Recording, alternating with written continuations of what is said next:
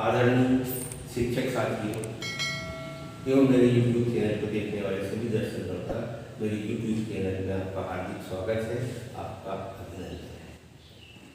साथियों, इस समय कोरोना महामारी के चलते लॉकडाउन में मैंने गणित की कोई भी वीडियो आपके सामने प्रस्तुत नहीं की। बहुत सारे दोस्तों का भी मेरे को फोन आया, मगर मैंने अभी तक कोई वीडियो नहीं बनाया। आज मैं आपके सामने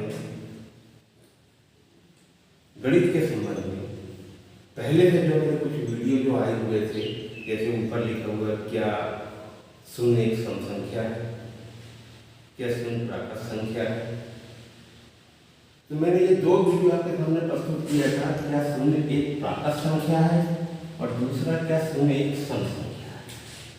इस संबंध में मैंने आपको बताया था। और आज हम जो वीडियो आपके सामने लेकर आए हैं वो है क्या शून्य एक भाज्य संख्या है, तो भाज्य संख्या है या अभाज्य संख्या है, क्या है, हम इसके बारे में आज हम आपको जानकारी देंगे। तो सर्वप्रथम तो मैं आपको फिर से एक बार रिवाइज करवा दूं कि क्या शून्य एक प्राकृत संख्या है। हमने प्राकृत संख्या के बारे में देखा था कि प्राकृत संख्या हमारी एक से चालू होती है और अनंत तक की गिनी जाती है, उसको हम प्राकृत संख्या कहते हैं। और इस प्राकृत संख्या के अंदर शून्य नहीं होता, इसलिए शून्य एक प्राकृत संख्या नहीं है। इस संबंध में हमने जानकारी आपको दिए थे। और दूसरा था क्या शून्य एक सम संख्या है, तो स्वाभाविक है इसमें भी हमने जो वीडियो आपके सामने बताए थे और उसमें हमने ये बात को क्लियर किए थे कि शून्य एक सम संख्या है। अब तीसरी बात जो हमारे सामने आ रही है, क्या शून्य एक भाज्य संख्या है या नहीं है। तो सबसे पहले तो हम ये देख लेते हैं कि भाज्य संख्या किसे कहते हैं और अभाज्य संख्या किसे कहते हैं। जैसे किसी भी संख्या में एक का, स्वयं का और किसी अन्य संख्या का पूरा भाग जाए तो वह संख्या भाज्य संख्या कहलाएगी।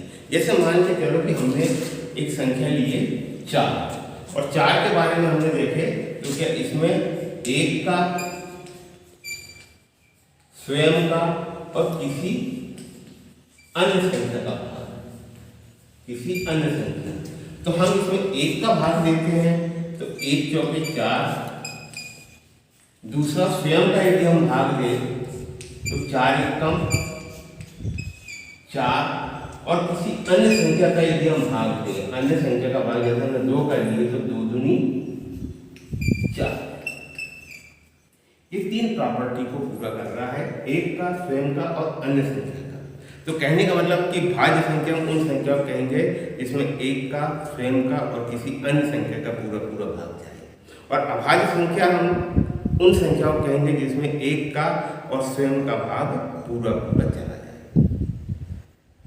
अब हम यह बात करते हैं कि शून्य, हम शून्य की बात करें कि शून्य हमारी कौन सी संख्या है। अब हम दोनों भाज्य और अभाज्य संख्या के बारे में हम बात कर रहे हैं कि भाज्य संख्या का जो नियम है एक का, स्वयं का और किसी अन्य संख्या का।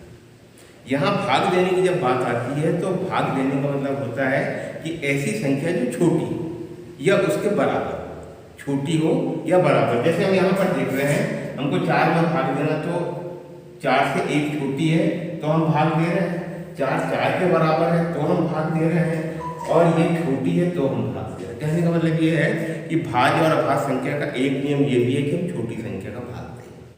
अब हम बात करते हैं यहाँ पर शून्य की, कि शून्य हमारी कौन सी संख्या है, भाज्य है या अभाज्य है।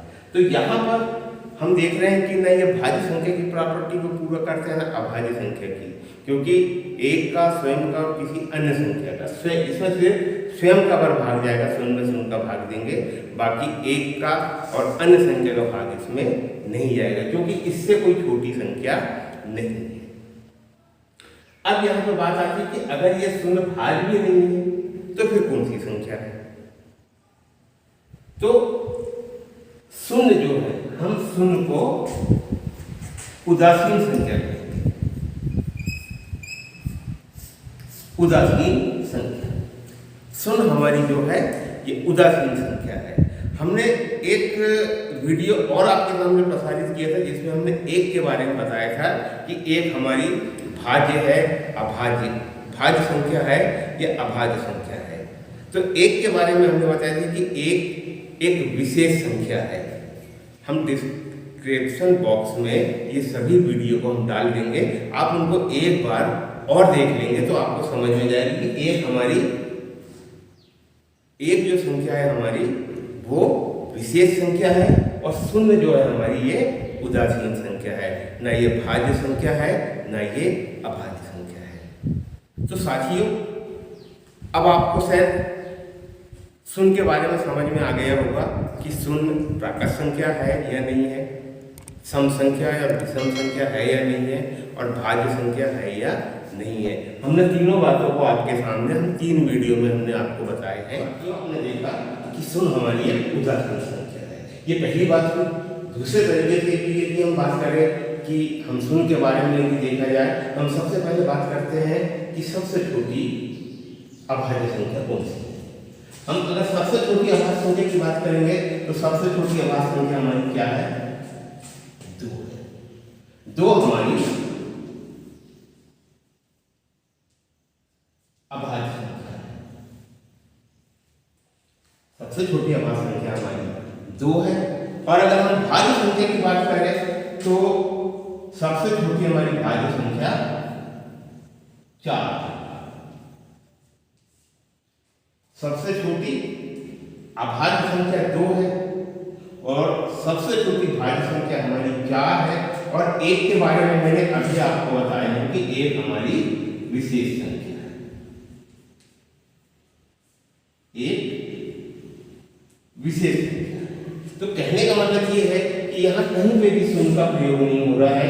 एक हमारी विशेष संख्या है, 2 हमारी सबसे छोटी अभाज्य संख्या है और 4 हमारी भाज्य संख्या है। अब इसके बाद साथियों, आने वाले जो वीडियो जो मेरे जो होंगे वो मैं लघुत्तम समापवर्त और महत्तम समापवर्तक की एक छोटी छोटी बातें जो शायद आपको देखने को नहीं मिली होगी, हम उन वीडियो को आपके सामने लेकर आएंगे। अतः आज के लिए इतना ही। धन्यवाद।